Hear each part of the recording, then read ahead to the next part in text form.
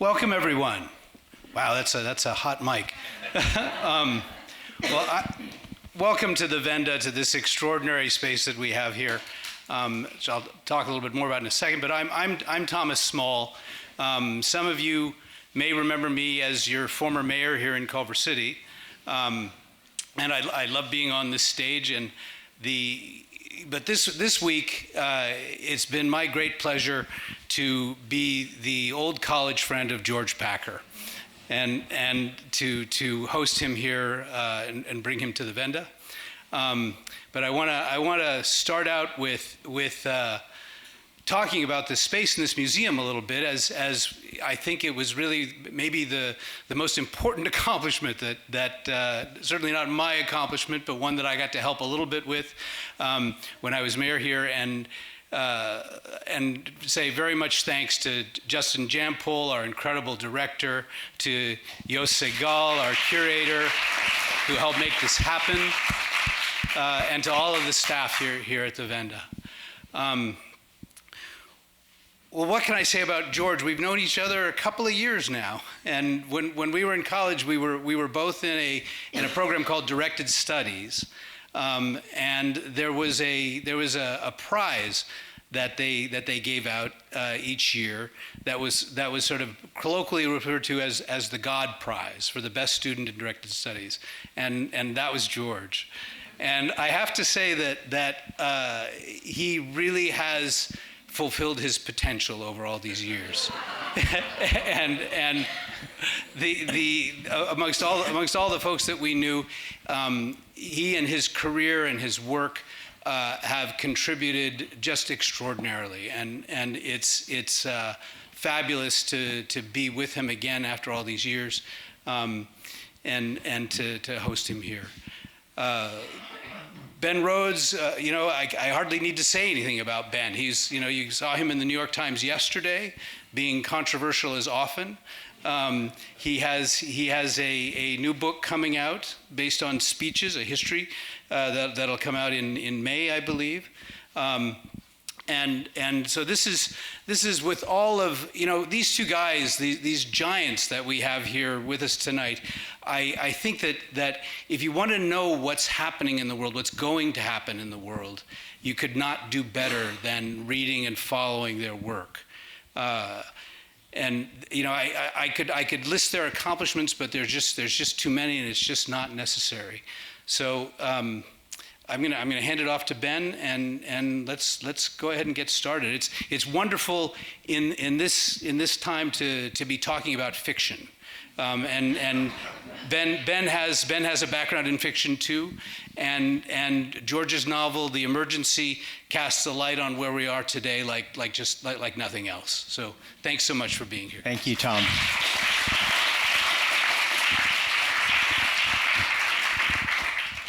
Well, thank you all for being here. George, thanks for being in town, and thanks for writing The Emergency. Well, thanks for reading it, Ben, and for agreeing to take an evening out to sit and talk with me. No, it's a wonderful space to talk about The Emergency. I want to just start by asking you, you're obviously one of the more established and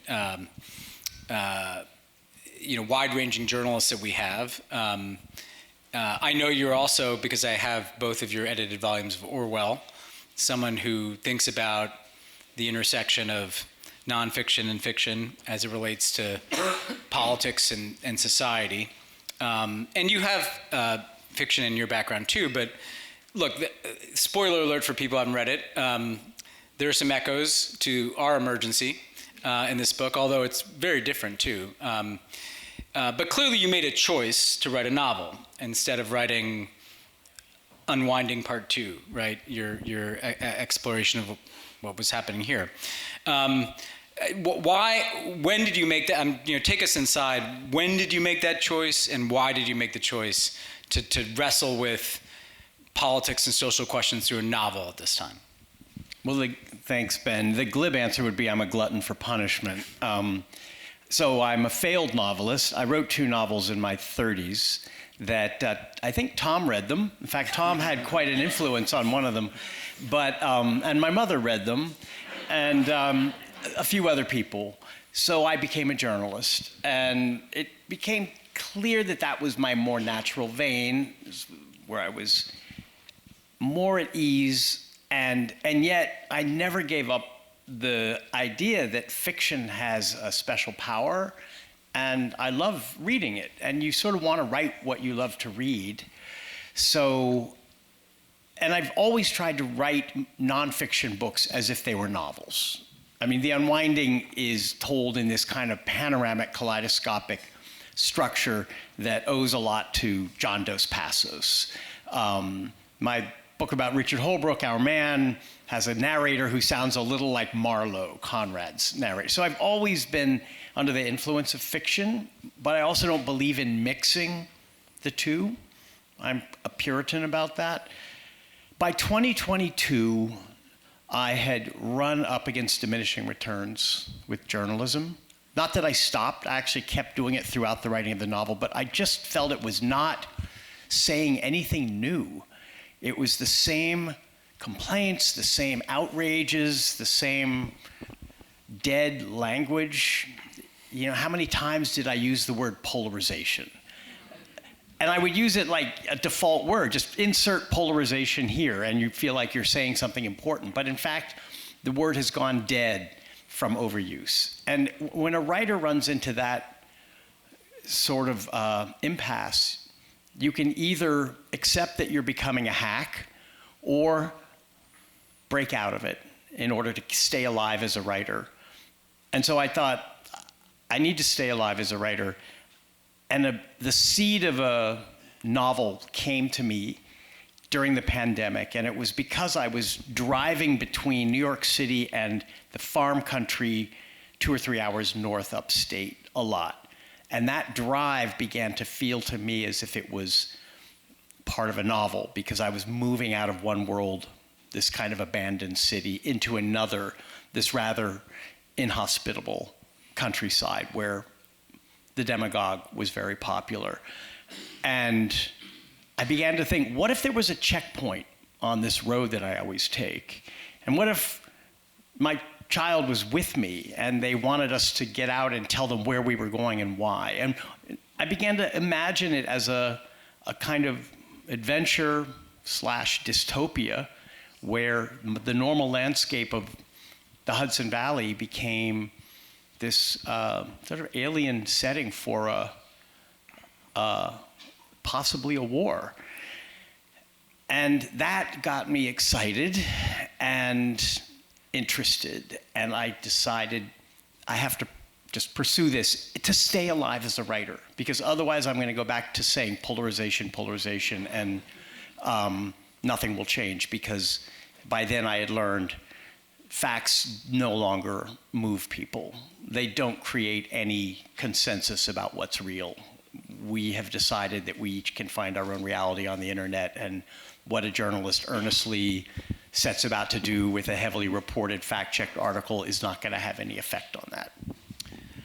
So one reason why you all should read this book is you clearly had fun, you know, I could tell, in building a world, right? And this is many things. It's kind of a, I don't want to say dystopian, but it's a novel about the aftermath of the collapse of an empire and a society.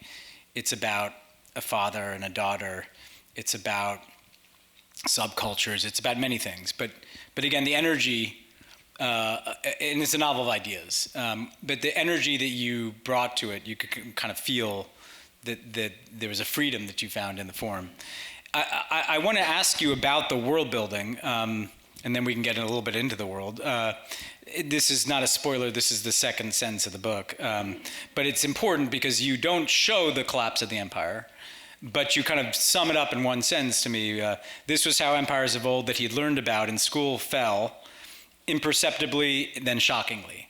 And I think you could probably add to that quickly, in a way. Or maybe not quickly, but when you realize it's over. It's like Hemingway's line about going bankrupt. Yeah, exactly. Gradually and then suddenly. Exactly. That's yes. Right.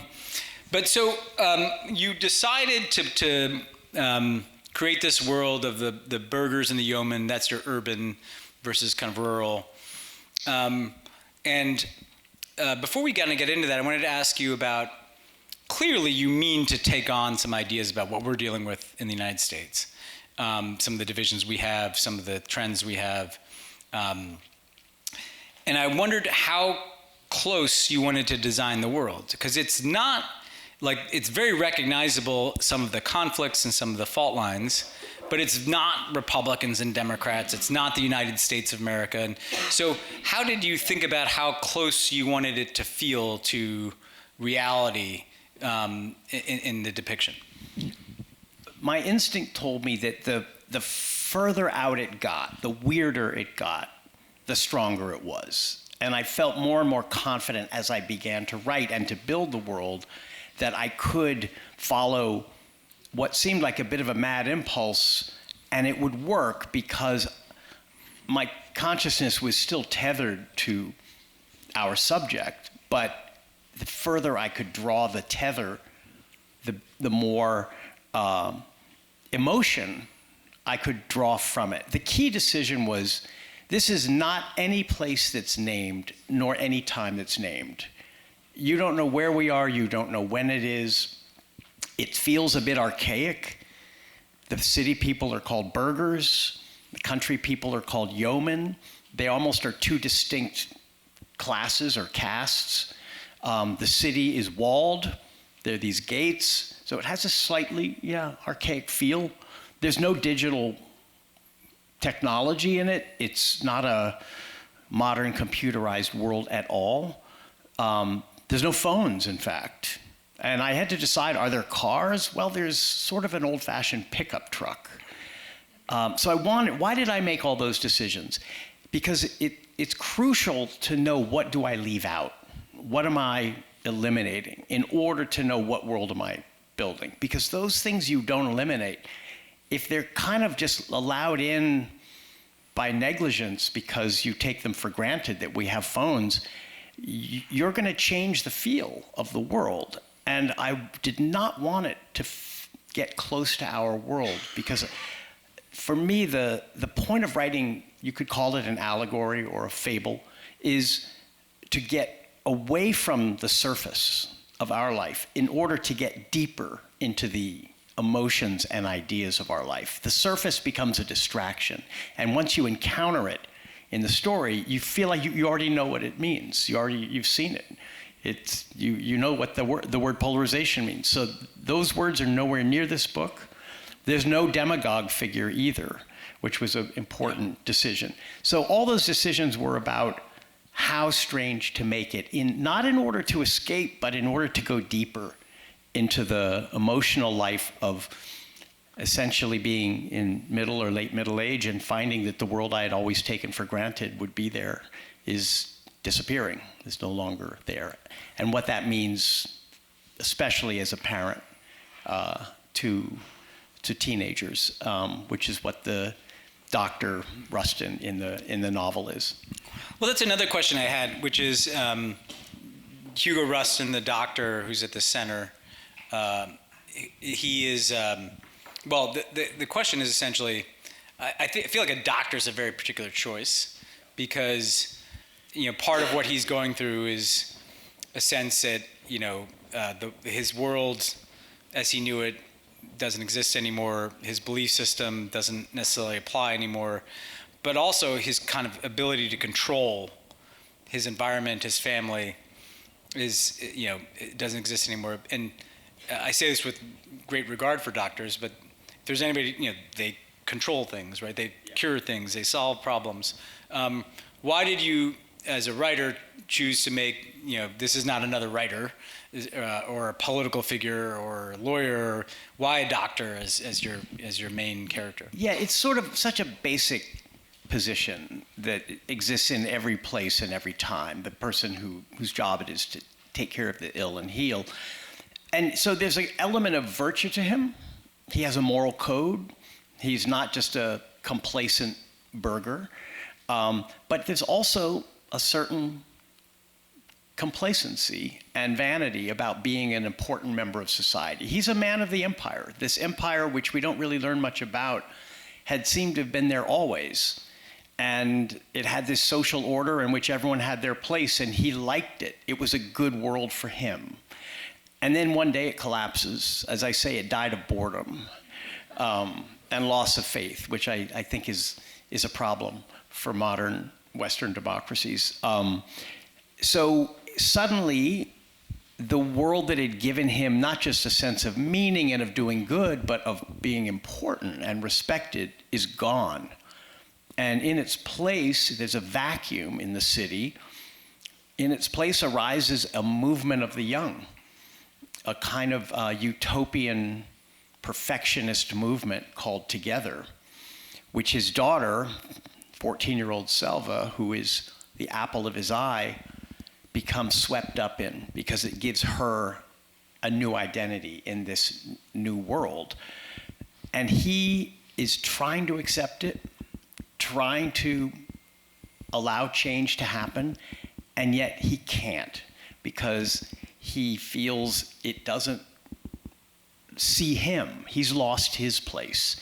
And he also has an idea that she is following some dangerous ideas and it's gonna end in sadness and harm to her.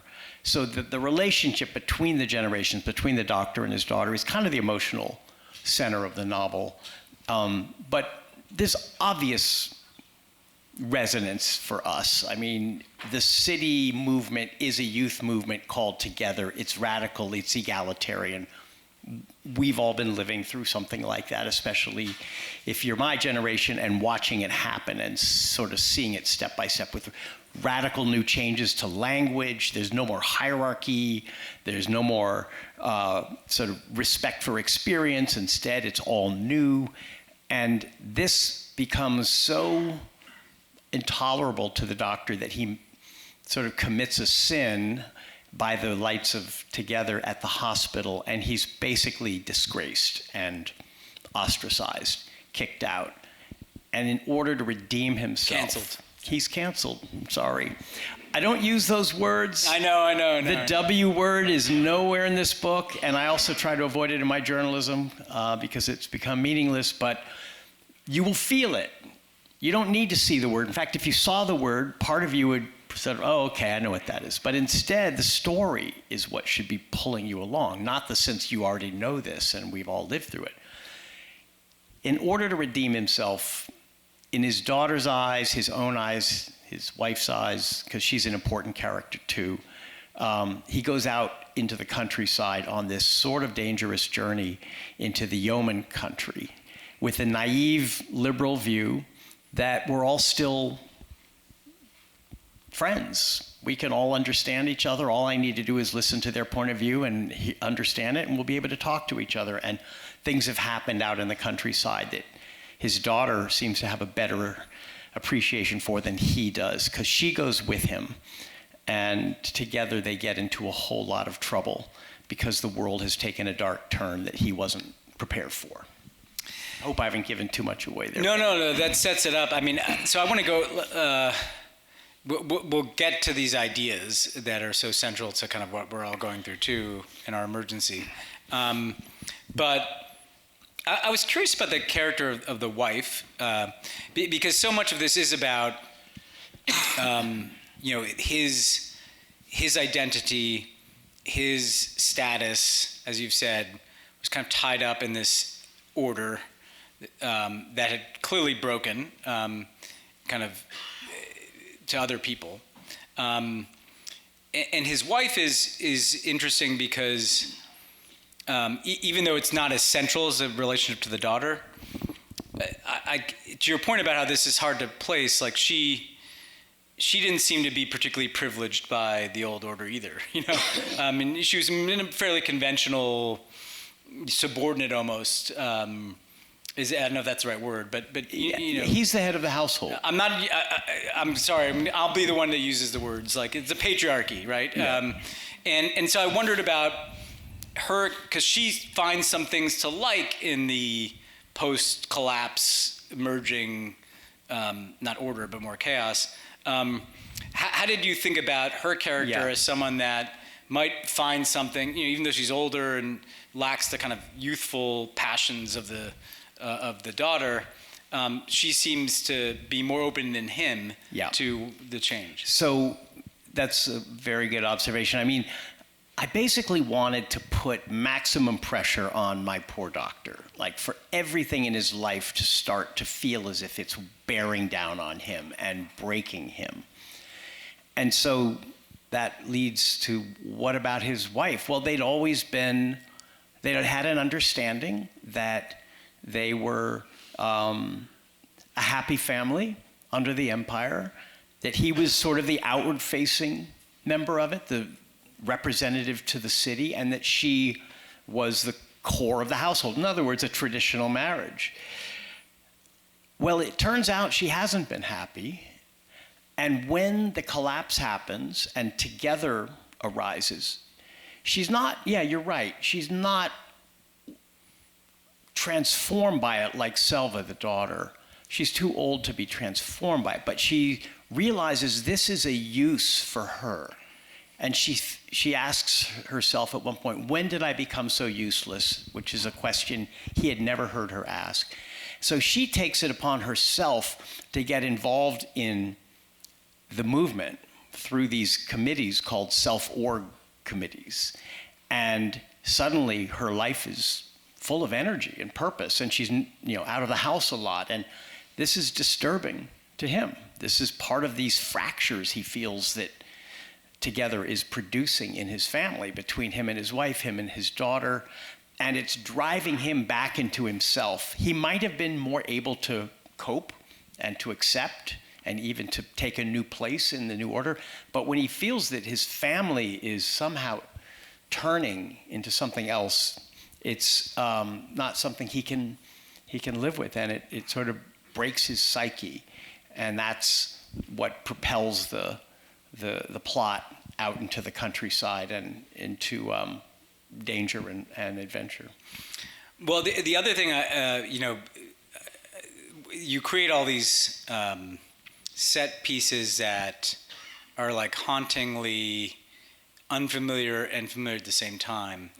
And one of them is the suicide spot, which is about as harrowing as you think it is. And he kind of stumbles upon it, right? Yeah. And I found it particularly haunting because I've been reading, as maybe some of you have, about these problems with AI, chatbot guided suicide. I'm not trying to take us down that rabbit hole, well, but in the sense it's appropriate. Yeah, well, in the sense that and this is not late in the novel. I don't think I'm giving away plot. Okay, and it's already been excerpted in the Atlantic, so you can cheat, read it, and not read the whole novel. Although I hope you won't. But what happens is actually it's young people stepping forward at a gallows and literally feeling the noose, and then though there are these guardians who kind of make them describe why they want to do this, and actually that's in part to get them to not do it in a way. Right. It's like so it's built by the young. Yeah. It's this really big, impressive gallows that they build in the market district outside a tavern, and you don't quite understand why they're doing it, but it's a real gallows with a trap door and a noose, and the way it works is, as Ben says, young people line up at the ladder and take turns going up onto the platform and putting the noose around their own neck, while there's a crowd. This is important. There's a crowd of people at the foot of the gallows watching them and kind of encouraging them and cheering them on, because the purpose of it is not for them to commit suicide in public, but to not have to do it by talking about why they want to and what it is about their parents that's driven them to this point. And meanwhile, two of their peers are standing on either side, one with a hand on the lever that's going to open the trap door as soon as she gets the word, and they're prompting the noosed teenager with questions and with a kind of effort to get them to see that they have to leave the empire behind, they have to leave their parents' world behind, they have to come into the new world of together in order to escape this fate. So there's this weird sense of public therapy going on, which I think is something we see everywhere all the time. So much happens in public now on social media, et cetera.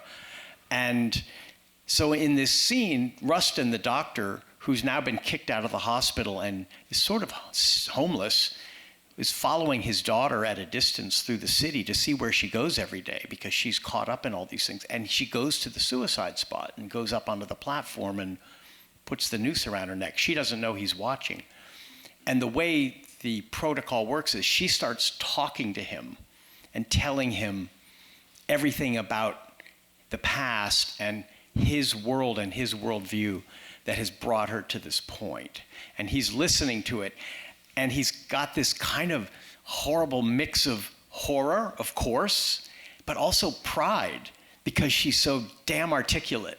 And while she's tearing him to pieces, he can't help telling someone next to him, that's my girl up there, because this is the apple of his eye, and he can't get past that. So it's a very fraught and disturbing scene. And it came to me because I saw spray painted in Washington Square in New York on the pavement, suicide spot. And I was in this state of mind while I was writing the novel that any stray, weird thing like that would go into my mind. And I would say, don't resist it. Go with it. Take it where it wants you to go.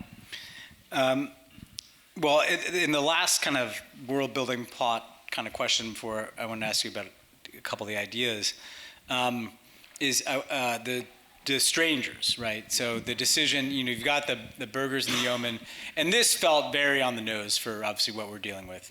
There's a third category of people who emerges, who are the strangers, which then become part of the impetus for him to go on this journey with his daughter Selva. Yeah.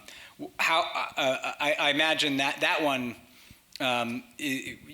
is very resonant to us right now here in Los Angeles. But tell us a little bit about who the strangers are and how that sets in motion the journey. I was rereading a favorite book. There were certain books that were right on my shelf next to me as I wrote that are kind of all in this genre of fable and dystopia. Obviously, 1984 was there. The Handmaid's Tale was there. Waiting for the Barbarians was there by J.M. Coetzee. I don't know if anyone here has read it, but it's an incredible short novel by a South African from the 80s. And there's an empire, and then there are the barbarians. And something about the conflict, the alienation, and the closeness that these two sides feel toward each other kind of triggered me to think maybe this society, there's a lot that isn't here. Race is not a factor. Sexuality, gender identity, these are not factors. So the things that obsess us in our culture wars are not part of it. But there is a kind of semi-nomadic people who are not in the empire, they're across the mountains, called the strangers, who have experienced a prolonged drought. And when the empire collapses and the border guards desert their posts, groups of strangers begin to cross the mountains into the empire through yeoman farmland, which is kind of hostile territory, into the city where the doctor lives in order to be able to find some kind of nourishment and sanctuary, exactly. And it's the strangers that Rustin's wife, Annabelle, throws herself into. She becomes kind of in charge of these hostels where they're being housed and the kids are being taken care of. And they're not the real duality is between burghers and yeomen here, but the strangers play this very important part. And they're sort of sentimentalized by the young burghers as being the true exemplars of together. And Rustin is asking his daughter, how do you know? You don't even speak their language. And she gets very irritated with him and says, you don't need to speak their language. You can see it in their eyes. While the yeomen in the countryside see them as a threat, predators, people who are going to take their livestock and are crossing their fields.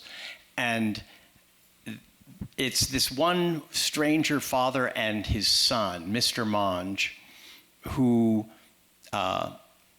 Annabelle, the wife, meets at the hostel. And it turns out he's abandoned his son out in the countryside. He's left him behind on his way to the city. The son has been injured. And it turns out that this parent-child fraughtness is not just a problem for the Berger family. It's across all of these groups. It's in the stranger group where the son has been abandoned by his father. It's in the yeoman group where it's the young men who have taken over the farm and are turning it into a kind of paramilitary training and have pushed the parents aside.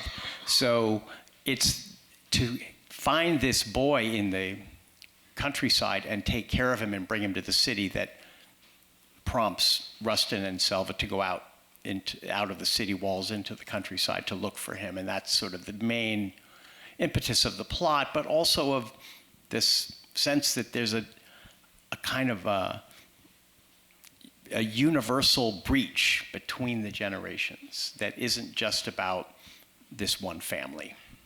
Well, and you know, the doctors, I mean, I want to bring in some of our history, George, because actually it got me thinking that you and I met, you probably don't even remember this, you had written a lot around the time that I was working on the Obama campaign about Iraqi refugees, or Iraqis who had worked with the United States inside of Iraq.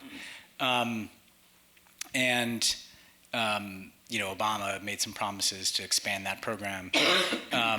Fast forward, however many years it's been, we're a little older. We both have less hair. You're still ahead of me, though. We just misleading. I have a lot of Afghan friends, and so I'm kind of going through this wrenching experience of seeing the backlash to Afghans in this country. Yeah. Who actually I do think are, some of the more extraordinary people I've met. There is something about how the word stranger is a very powerful word, and there's something about how in a world of chaos, the way that you treat a stranger is kind of a mark of the health of a society. Yes. Like we are, I think, an unhealthy society based on how we are now treating even very deserved strangers, like Afghans who worked with the United States. How did you? I know how much you personally have thought about these issues over the years.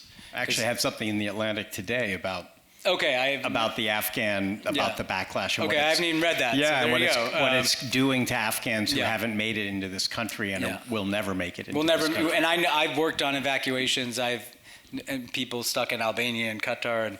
But how did your own experience with refugees inform how you approach this issue of strangers? Well, I'm going to confess something, which is that, so my wife and I and two other couples sponsored an Afghan family after the fall of Kabul. There was a whole program that the Biden administration set up because they were overwhelmed by 100,000 Afghans and some Ukrainians at the same time.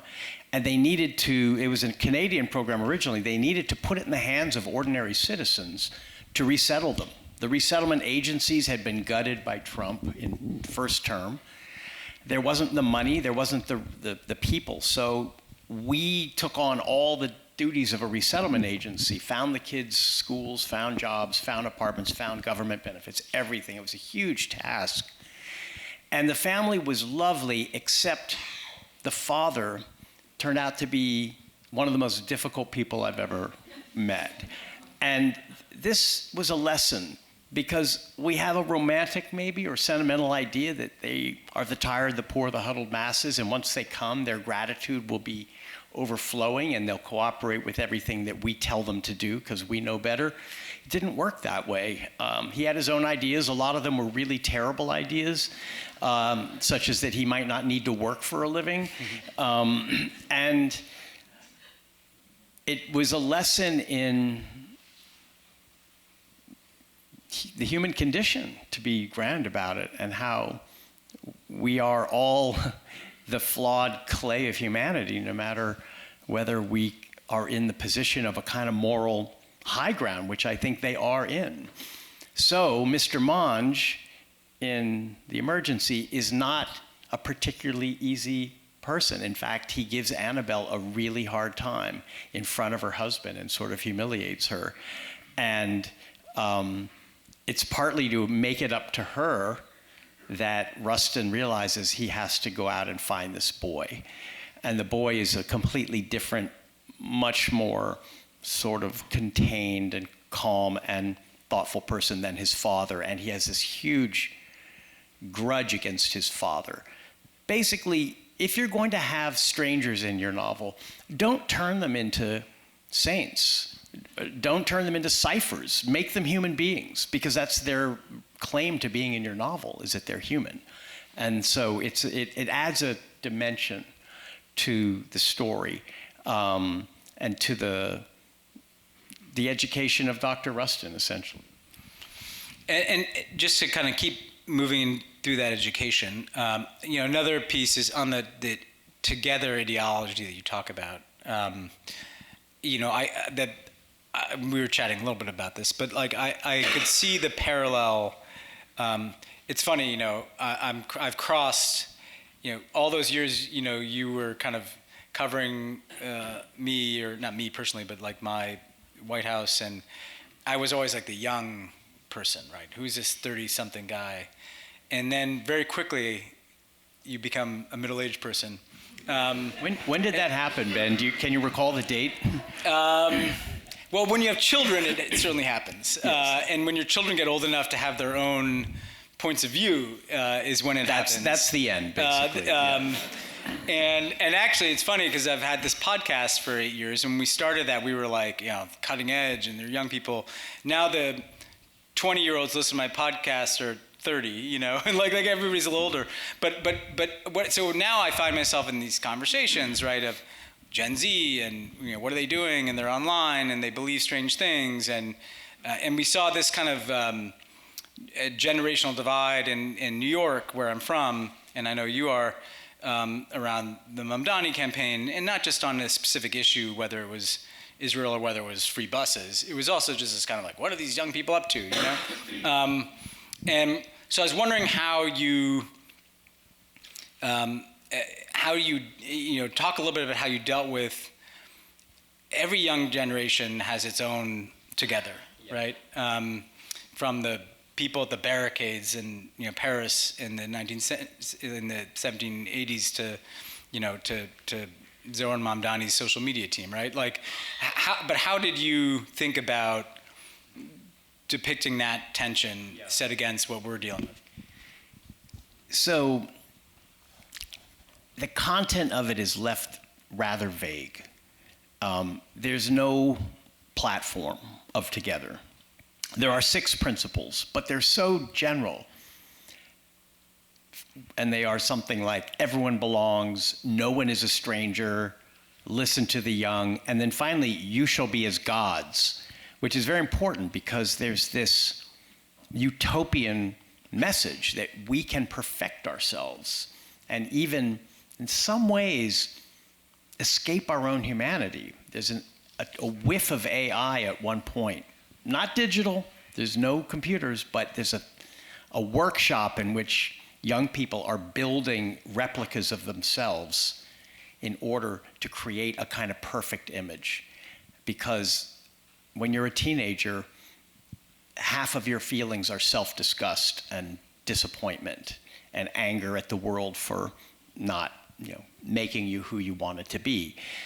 So it's a very vague content. And as I said, all the issues that consume the culture wars today are missing. They're not there. But it does have certain features that are reminiscent, like a desire to change the language, which keeps coming up in the early chapters, where at the hospital, Rustin suddenly learns that the word doctor is no longer used, and he's now Hugo. He's not Dr. Rustin, and other terminology that he had used all his life is suddenly, literally overnight, kind of verboten, and you better not use it. And this is an experience that some of us had where suddenly we found out one day that something everyone had always said was no longer okay to say. And on the one hand, that might be a kind of purifying of language and making it more just. And on the other hand, it's a form of social power to be able to do that, to ambush someone with the word they're using and to say, oh, you haven't heard? That word is wrong. And it puts a little chill in your spine to realize how quickly what you thought was built out of stone, marble, is actually just paper.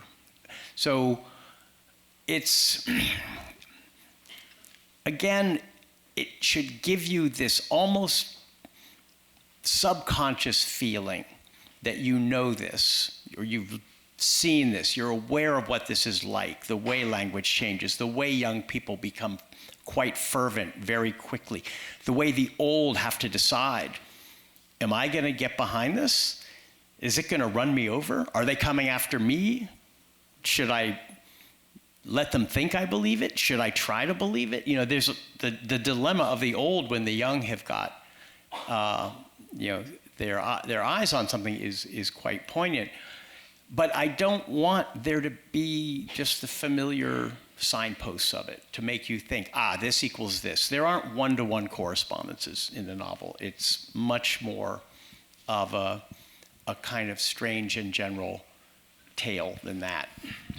A couple more things, and then we want to open up to some questions to the audience before we wrap. I mean, in that vein, I also thought, because Dr. Rustin is kind of recognizable to me in wanting to almost affirm, even though the empire has fallen, affirm, we're all one people. This is all one country. The yeomans and the burghers, and to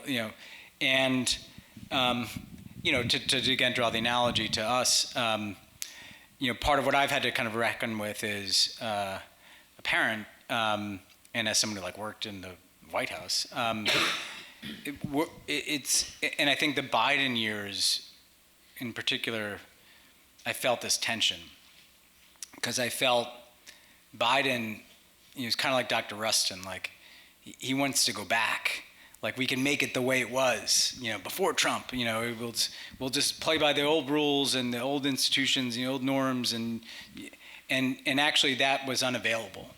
And now with the second Trump administration, it's certainly whatever is going to come next is actually the one thing I know for sure is it's not going to be anything like anything that came before. And talk about that sense of how and him coming to terms with. It's just not coming back. Yeah. Well, a key decision was about a third of the way through to leave the doctor's perspective and enter the perspective of his daughter. Yeah. And that's when they go out into the countryside. We're now seeing everything through her eyes, which is not how I intended it.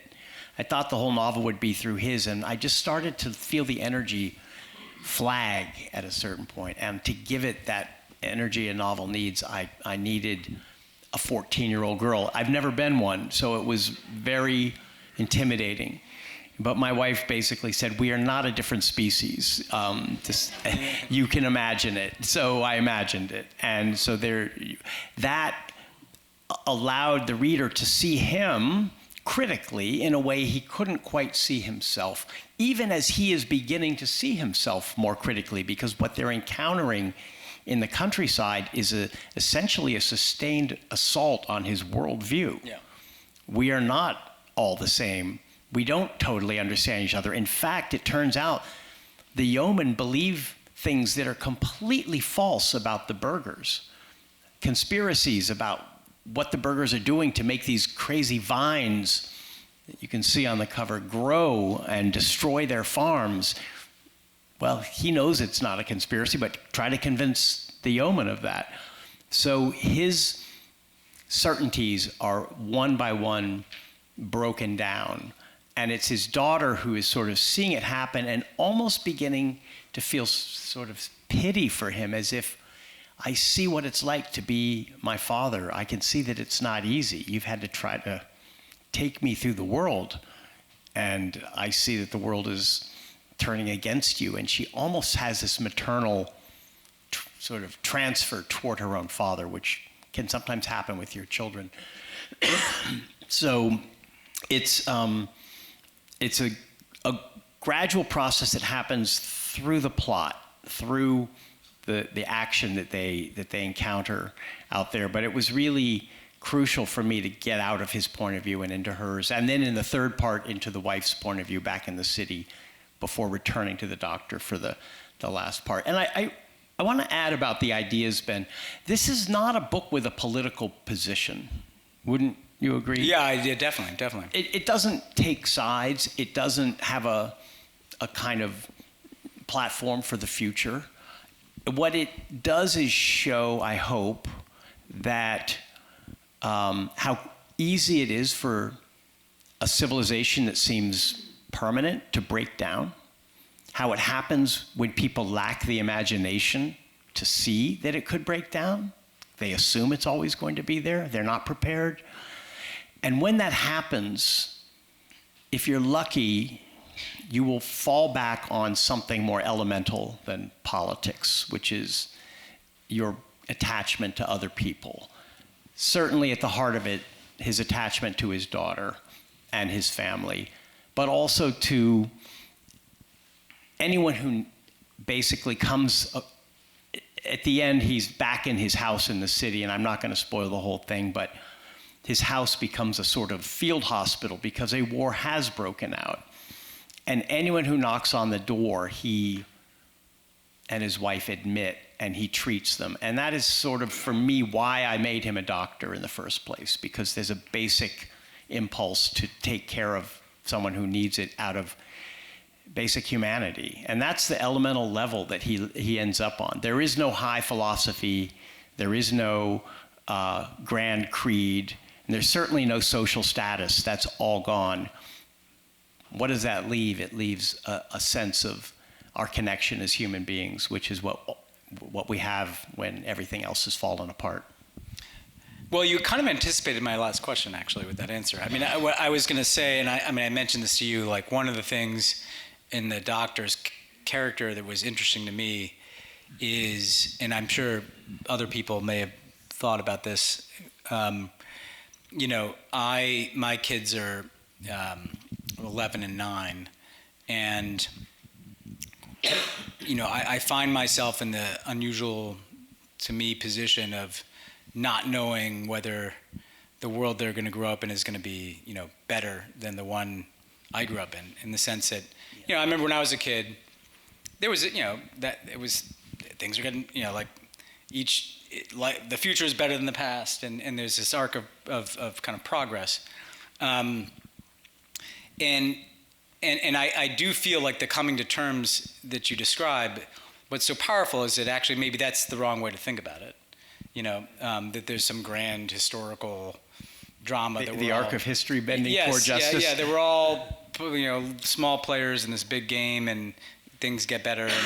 And what matters is, you know, actually individual connection and maybe helping individual people is how you change. You don't change the world by. You change the world by treating people in the hospital, in the field hospital. But how did you think about this question of what a parent's, you know, what a child's inheritance is from their parent, you know? Because that feels like a tension that he feels as Selva, like I'm supposed to give her or leave her this world, or I'm supposed to fit her into something I've been a part of. And he really has to let go of that to connect with her. I mean, how did you think about that dynamic between what a parent wishes for their child versus what a child takes from the world? Right. I mean, it's a profound question. During the course of their journey, they have these conversations, really arguments, where she's saying, I want to take a match and burn the past, burn it all up. And he says, why would you do that? And for her, it's because you've given me this empire that doesn't exist anymore. What else? You know, there's nothing there. We have to start over again. And he says, what are you going to start over with? Together? Those 6 principles? You think that's going to get you through your life? And she says, well, what have you got? He says, reason, compromise, listening to the other side. And she says, oh, you're tired old humanism. And that's the way they talk to each other, because what he's trying to do, first of all, is to talk to her. That's the most important thing, is never to stop talking. Even when you hate each other, never to stop talking to your children. And in the end, that talk kind of saves them both. They don't lose each other, but they almost do. And he's torn between feeling that he knows things that she needs and that she's too young to see the need. And at the same time, he knows he has to accept that the world is not going to be the one that he wanted to be. I thought maybe I'd read the last bit. Yeah, sure, absolutely. Because this is very much apropos of what Ben was asking. So it's not going to spoil anything, but I am going to read you the last lines of the book. You have to imagine he's in his house with his family where the book started, except now everything has changed because the world seems to be falling apart. It was a long night. At one point, the shouting outside grew so close to the house that everyone stopped what they were doing and fell silent. Then came a gunshot. The only conceivable weapons were Rustin's garden tools in the backyard shed. He was kneeling by the armchair, holding a hemostat. Annabelle had just come in from the kitchen, where she was boiling water for tea. Their eyes met, and they waited for more shots. None came. The shouting died away. There was another knock at the door. They went on looking at each other, and his long acquaintance with her face allowed him to imagine her thoughts. Something was ending, and they were too old to understand. What came after would belong to their children. But they would go on opening the door, and in this way, they would live. That's the best I can put it, where the relation between the parents and children ends. All right. Well, if any, I want to open it up. Time for some audience questions. So I think there's a mic. Yeah. They have a hard time seeing with the light. Yeah, I can kind of see. You're all. I can help point out. Right there. Hi. Hi. Thank you. I have not had the opportunity to read the book yet, but I'm just... It just came out. I That's know. okay. I'm going to. Thank you. I'm going to order it. I'm hoping it's on Audible. But I'm wondering... It is, with a beautiful British woman reading it. Oh, fantastic. Thank you. So I'm a big fan of both of you. I'm just wondering, is Rustin, is there a reason for the name Rustin? It resonates with me. I'm just wondering. Is it, sorry? The name Rustin, is it a reason for that name? Yeah. Basically because Bayard Rustin, the civil rights Bayard leader, Rustin, yeah. he's a hero of mine. So, yeah, it's a tribute to him. I thought I'm glad you asked that. I thought the same thing. Yeah. Anybody else? Thank you. I'm wondering, in your philosophy, would you have had the belief of what you ended up with about the Afghan person that you sponsored? You thought they were great and they were assimilating, I'm being a naturalized citizen, to me, assimilating and learning the language comes first. And unfortunately, many immigrants don't do that. Did you, or were you shocked to find that he became such a difficult person instead of being the grateful person you would have expected? I was shocked that I thought he would be. It was more a lesson for me. I mean, I saw his situation. He had lost everything. He had had a place in Afghan society. He didn't want to leave. He had to leave to save his life. And here he is living in a kind of squalid apartment in Queens, much reduced, and he wasn't happy. and it was sort of wrong to expect happiness from that. I did expect a realistic understanding of his situation, which is that his wife and 3 children needed him to get it together and learn English and work, which he was very reluctant to do. So it was a difficult experience for all of us, I guess I would say. But it was also a bit of a morality tale in that don't expect people to be better than they can be just because we have an idea that refugees come here and kiss the ground and want to become Americans, because it's not necessarily the case in every case. His daughter and sons really did want to be, and they will be fine. They will be fine. They will be, let's just say, compatible with Western civilization, to cite what the president has said they are incapable of being. The language about refugees that's being spoken from the highest offices is so offensive to me that I can hardly listen to it. That's why I wrote this thing today. When I get angry, I write something.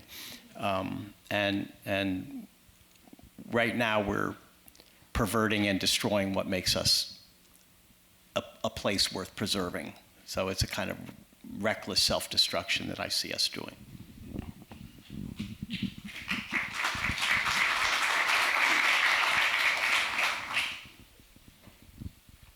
At what point do you think the actions of this administration and kind of what's going on are going to dim or even stop the desire from people around the world to take refugee status here?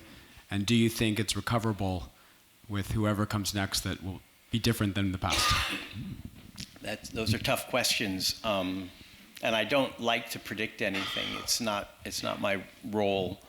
I do know that the Afghans I know who are hiding in Pakistan had thought they were about to be resettled here, and then Trump returned and the doors were slammed shut.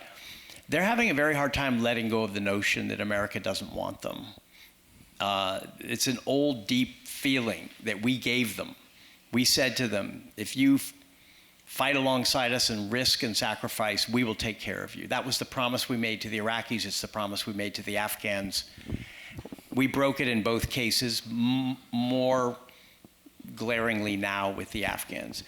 But I think they are starting to get the lesson. And this one family I know are beginning to think maybe Brazil, maybe Canada. And I'm encouraging that, as much as it hurts me to have to tell them that America doesn't want them.